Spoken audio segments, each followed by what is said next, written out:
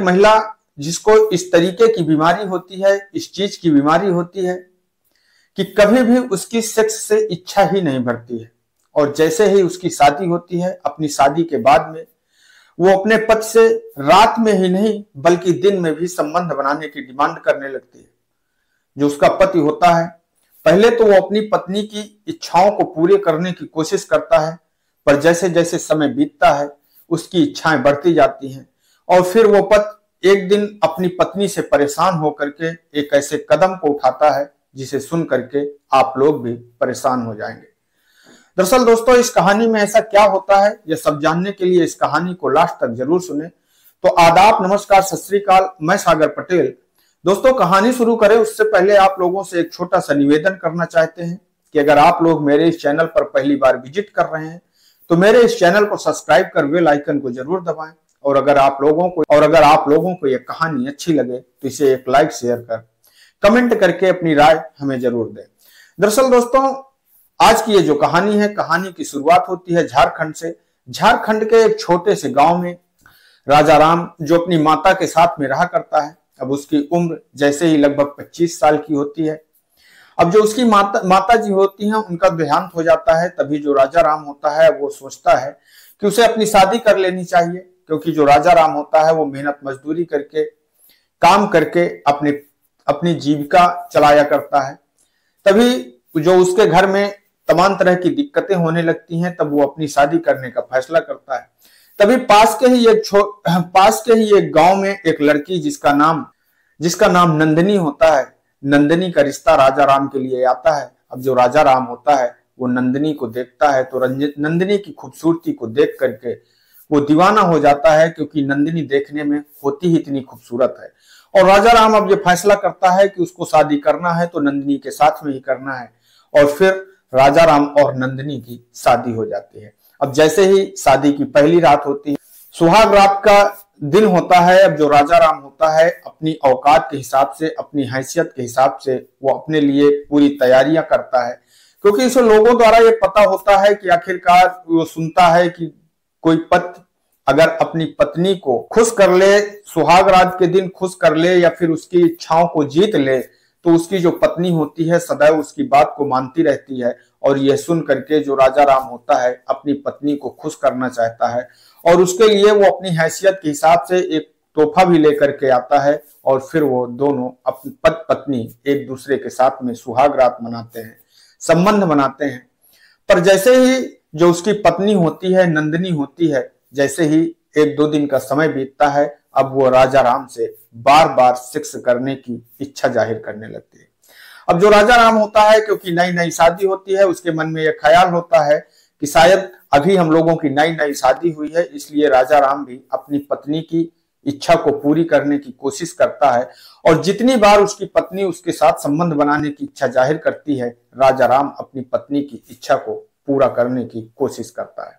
धीरे धीरे समय बीतता जाता है, पर जो नंदिनी होती है उसकी इच्छाएं, सेक्स के प्रति उसकी इच्छाएं बढ़ती जाती हैं। अब जो राजा राम होता है वो मन ही मन ये विचार करने लगता है कि अपनी पत्नी की आखिरकार इन इच्छाओं को कैसे पूरा करे, पर यह बात वो अपनी पत्नी से कह भी नहीं सकता था, और कहे भी तो कैसे कहे। तभी इसी बीच जो नंदिनी होती है वो प्रेग्नेंट हो जाती है, और जैसे ही राजा राम को ये बात पता लगती है कि जो उसकी पत्नी है वो पेट से हो गई है, प्रेग्नेंट हो गई है, राजा राम को बहुत ही ज्यादा खुशी होती है। दरअसल दोस्तों, राजा राम को एक चीज की नहीं बल्कि 2 चीज की खुशी होती है, क्योंकि वो पहली चीज तो उसको इस चीज की खुशी होती है कि उसकी पत्नी जो प्रेग्नेंट हो चुकी है, पर दूसरी चीज उसको इस चीज की खुशी होती है कि शायद अब उसकी पत्नी प्रेग्नेंट हो गई है, तो अब वो कुछ दिन के लिए सेक्स करने से उसे फुर्सत मिल जाएगी, छूट मिल जाएगी। पर जैसा वो सोचता है वैसा होता नहीं है। जैसे ही नंदिनी जो होती है वो राजा राम से बराबर सेक्स की डिमांड करती रहती है, और उसके बाद में जैसे ही नंदिनी को बेटा पैदा होता है, अब जो राजा राम होता है वो सोचता है कि शायद बेटा पैदा होने के बाद में जो नंदिनी है उसकी इच्छाएं कम हो जाएंगी, पर नंदिनी की इच्छाएं कम नहीं होती बल्कि और ज्यादा बढ़ जाती हैं। तो राजा राम होता है वो अपनी पत्नी के साथ संबंध बनाते बनाते उसका जो शरीर होता है वो कमजोर होने लगता है, और वो अपनी पत्नी से जैसे ही एक बार संबंध बनाता है वो थक जाता है। तभी जो है वो एक दिन अपनी पत्नी नंदिनी से कहता है कि देखो मैं बहुत पूरी तरह से कमजोर हो चुका हूं, मेरा शरीर जो है बहुत ही ज्यादा कमजोर हो चुका है, अब मेरे अंदर वो क्षमता नहीं है कि मैं आपकी इच्छाओं को पूरा कर सकूं, आपको खुश कर सकूं। तब जो नंदिनी होती है वो राजा राम को एक सलाह दे देती है, एक मशवरा दे देती है और वो कहती है कि आपको किसी अच्छे डॉक्टर से, आपको किसी अच्छे वैद्य से अपना इलाज कराना चाहिए, आपको ये जो कमजोरी आ गई है ये ठीक हो जाएगी। राजा राम ना चाहते हुए भी एक अच्छे डॉक्टर के पास में जाता है और अपना इलाज करवाता है।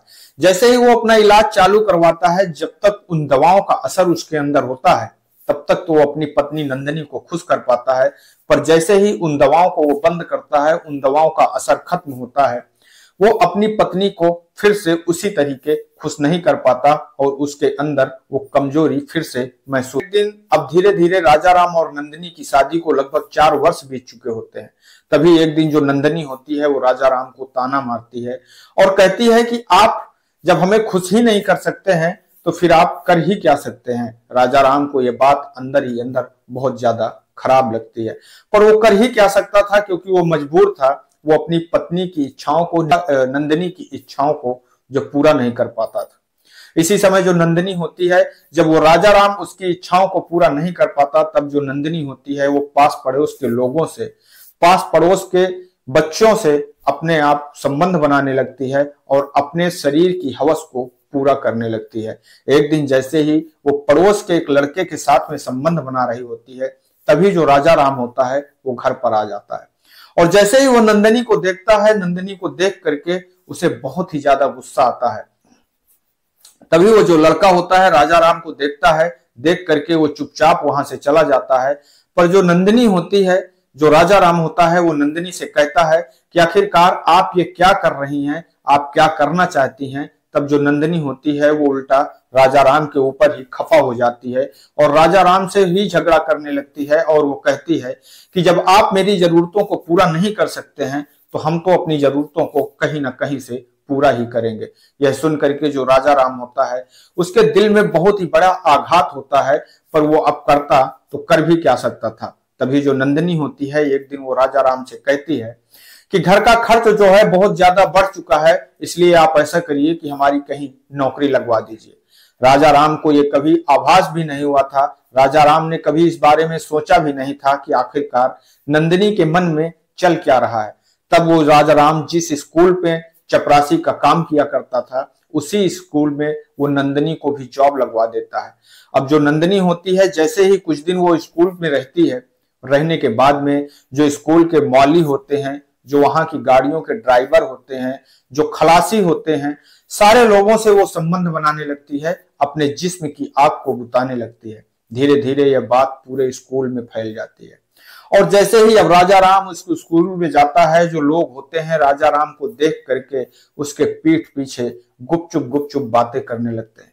धीरे धीरे ये बात राजा राम के कानों में पहुंचती है और जैसे ही ये बात राजा राम के कानों में पहुंचती है, राजा राम सुन करके बहुत ही ज्यादा शर्मिंदा होता है, पर वो कहता तो कहता भी क्या, अपनी बात वो किससे कहे, इसलिए वो मजबूर होता है।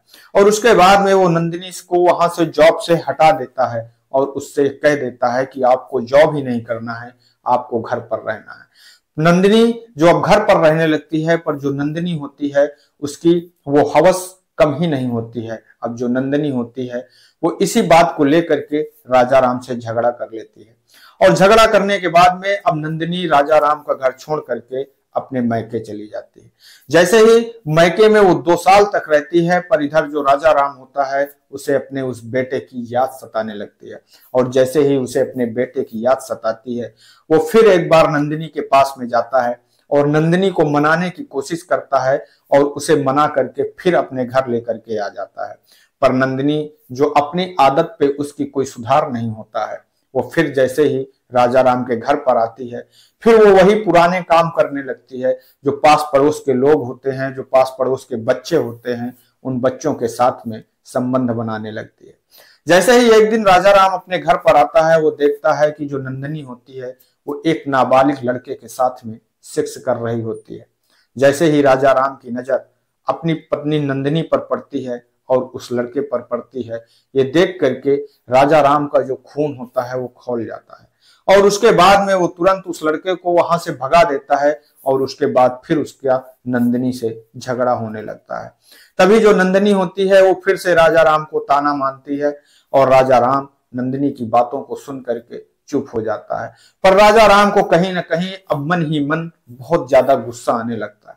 उसी समय जो शाम का वक्त होता है, शाम के समय दोनों बैठ करके साथ में खाना खा रहे होते हैं। तभी जो राजा राम होता है वो अपनी पत्नी से कहता है कि आखिरकार आप अपने आप में सुधार क्यों नहीं कर रही हैं?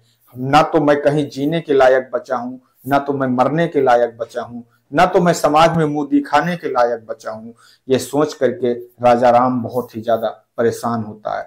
तब जो उसकी पत्नी होती है वो फिर राजा राम को ही उल्टा कोसने लगती है और उसके ऊपर ही आरोप लगाने लगती है कि आखिरकार जब आपके अंदर क्षमता ही नहीं है, आपके अंदर दम ही नहीं है, तो फिर मैं क्या करूं। तब जो राजा राम होता है उसे गुस्सा आ जाता है। उसी समय उसके पास में एक जो हथौड़ा रखा होता है उस हथौड़े को उठाता है और वह नंदिनी के सर पर कई वार कर देता है। नंदिनी मौके पर ही दम तोड़ देती है और जैसे ही नंदिनी की सांसें थम जाती हैं, अब राजा राम ये सोचता है कि आखिरकार मुझे क्या करना चाहिए, मैं भाग जाऊं या फिर यहीं रुकूं।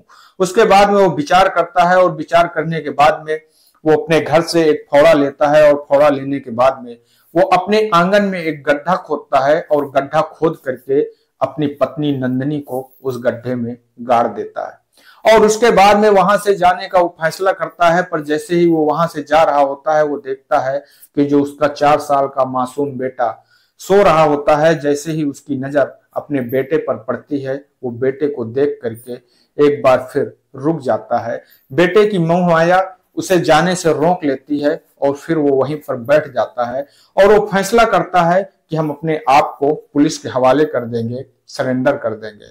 और उसके बाद में वो तुरंत पुलिस स्टेशन फोन करता है और पुलिस स्टेशन फोन करने के बाद में वो पुलिस को बताता है कि साहब मैंने अपनी पत्नी का खून कर दिया है। जैसे ही पुलिस राजा राम की बातों को सुनती है, पुलिस वहां से निकलती है, राजा राम को गिरफ्तार करने के लिए आती है। पर उस वक्त राजा राम अपने बेटे को लेकर के पुलिस स्टेशन पहुंचने ही वाला होता है। वो पुलिस को रास्ते में ही मिल जाता है और उसके बाद में वो पुलिस को बताता है कि साहब, तब जो पुलिस होती है वो राजा राम से पूछती है कि आखिरकार अगर आपने अपनी पत्नी का खून कर दिया है तो उसकी लाश कहाँ है। राजा राम पुलिस को लेकर के अपने घर पर आता है और उसके बाद में अपनी पत्नी की लाश को वो बताता है। पुलिस पत्नी की लाश को खुदवाती है और खुदवाने के बाद में उसको पोस्टमार्टम के लिए भेज देती है।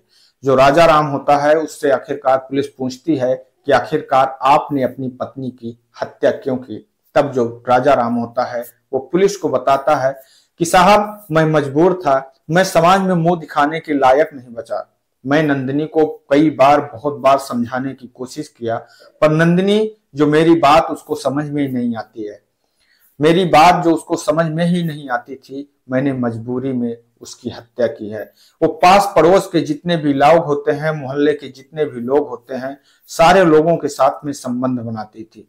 यह सुन करके जो पुलिस होती है वो भी परेशान होने लगती है। उसके बाद में जो कुछ जानकार लोग होते हैं, जब उन लोगों को इस बारे में पता चलता है तो वो लोग बताते हैं कि यह एक तरह की बीमारी होती है